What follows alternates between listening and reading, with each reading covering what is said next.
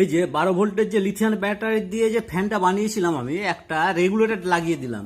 এই যে রেগুলেটর, এটা স্পিড কন্ট্রোল করা যাবে, বাড়ানো কমানো যাবে।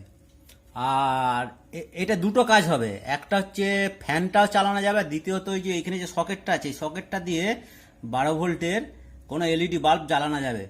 যখন কারেন্ট চলে যাবে আপনি 12 ভোল্ট দিয়ে এটা আপনি জ্বালাতে পারবেন এলইডি বাল্ব। এই যে রেগুলেটরটা আমি দেখাচ্ছি, স্পিডটা কন্ট্রোল করা যায় কেমন। এই যে রেগুলেটরটা ঘোরাচ্ছি আমি, অন করে ঘোরাচ্ছি, দেখুন আস্তে আস্তে বাড়াচ্ছি।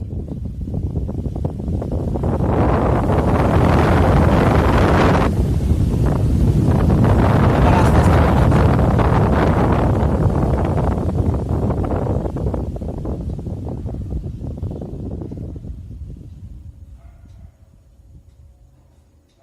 এই দেখুন আস্তে আস্তে কমাচ্ছি, এই আস্তে আস্তে আবার বাড়ছে দেখুন।